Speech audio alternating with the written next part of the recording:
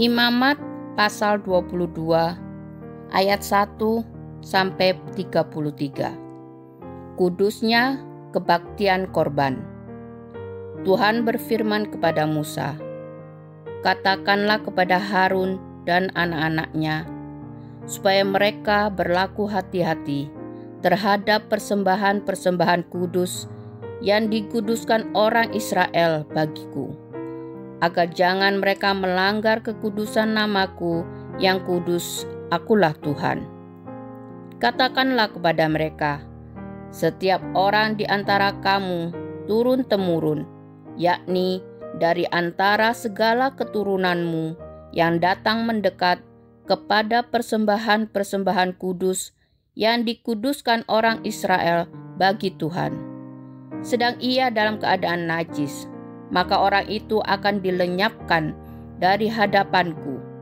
Akulah Tuhan. Seseorang dari keturunan Harun yang sakit kusta atau yang mengeluarkan lelehan, janganlah memakan persembahan-persembahan kudus sebelum ia menjadi tahir.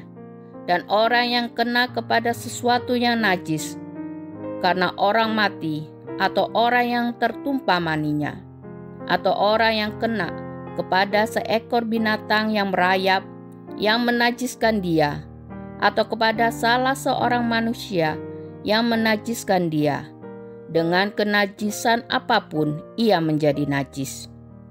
Orang yang kena kepada yang demikian itu menjadi najis sampai matahari terbenam, dan janganlah ia makan dari persembahan-persembahan kudus sebelum ia membasuh tubuhnya dengan air.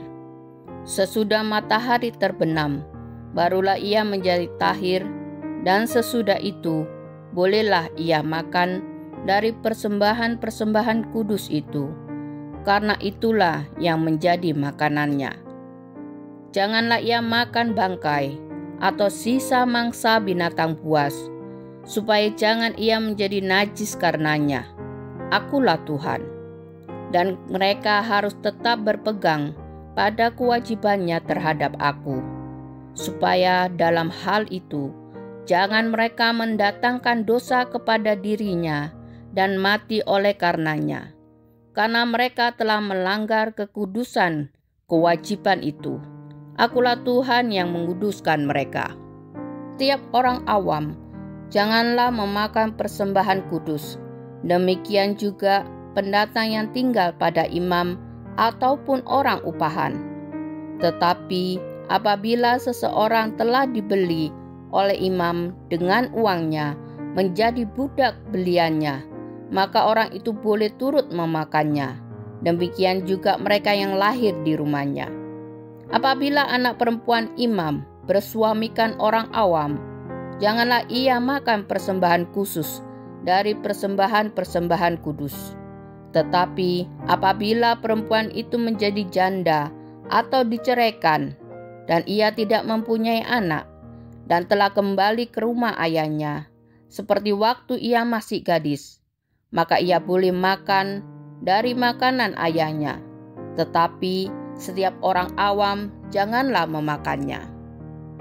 Apabila seseorang dengan tidak sengaja memakan persembahan kudus, ia harus memberi gantinya kepada imam dengan menambah 1/5. Janganlah para imam melanggar kekudusan persembahan-persembahan kudus orang Israel yang telah dikhususkan bagi Tuhan, karena dengan demikian mereka mendatangkan kepada orang Israel kesalahan yang harus ditebus. Apabila mereka memakan persembahan-persembahan kudus mereka, sebab akulah Tuhan yang menguduskan mereka. Tuhan berfirman kepada Musa, "Berbicaralah kepada Harun serta anak-anaknya dan kepada semua orang Israel, dan katakan kepada mereka, siapapun dari umat Israel dan dari orang asing di antara orang Israel yang mempersembahkan persembahannya, baik berupa sesuatu persembahan nasar maupun berupa sesuatu persembahan sukarela yang hendak dipersembahkan mereka kepada Tuhan sebagai korban bakaran, Maka supaya Tuhan berkenan akan kamu, haruslah persembahan itu tidak bercela dari lembu jantan, domba, atau kambing. Segala yang bercacat badannya janganlah kamu persembahkan, karena dengan itu Tuhan tidak berkenan akan kamu. Juga apabila seseorang mempersembahkan kepada Tuhan korban keselamatan sebagai pembayar nazar khusus, atau sebagai korban sukarela dari lembu atau kambing domba, maka korban itu haruslah yang tidak bercela, supaya Tuhan berkenan akan dia. Janganlah badannya bercacat sedikit pun. Binatang yang buta, atau yang patah tulang, yang luka, atau yang berbisul, yang berkedal, atau yang berkurap, semuanya itu janganlah kamu persembahkan kepada Tuhan. Dan binatang yang demikian janganlah kamu taruh sebagai korban api-apian bagi Tuhan ke atas mezbah. Tetapi seekor lembu atau domba yang terlalu panjang atau terlalu pendek anggotanya bolehlah kau persembahkan sebagai korban sukarela. Tetapi sebagai korban nazar Tuhan tidak akan berkenan akan binatang itu. Tetapi binatang yang buah pelirnya terjepit, ditumbuk, direnggut, atau dikerat, janganlah kamu persembahkan kepada Tuhan. Janganlah kamu berbuat demikian di negerimu. Juga dari tangan orang asing, janganlah kamu persembahkan sesuatu dari semuanya itu sebagai santapan Allahmu, karena semuanya itu telah rusak dan bercacat badannya. Tuhan tidak akan berkenan akan kamu karena persembahan-persembahan itu. Tuhan berfirman kepada Musa, apabila seekor anak lembu atau anak domba atau anak kambing dilahirkan, maka haruslah itu tinggal 7 hari lamanya dengan induknya. Tetapi sejak hari ke-8 dan seterusnya, Tuhan berkenan akan binatang itu kalau dipersembahkan berupa korban api-apian baginya. Seekor lembu atau kambing atau domba janganlah kamu sembelih bersama dengan anaknya pada 1 hari juga. Dan apabila kamu menyembelih korban syukur bagi Tuhan, kamu harus menyembelihnya sedemikian hingga Tuhan berkenan akan kamu.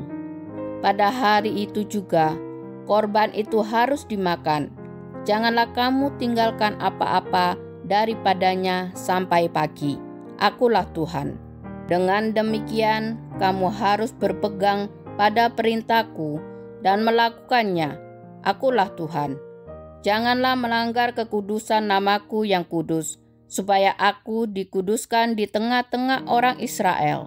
Sebab akulah Tuhan yang menguduskan kamu, yang membawa kamu keluar dari tanah Mesir, supaya aku menjadi Allahmu. Akulah Tuhan.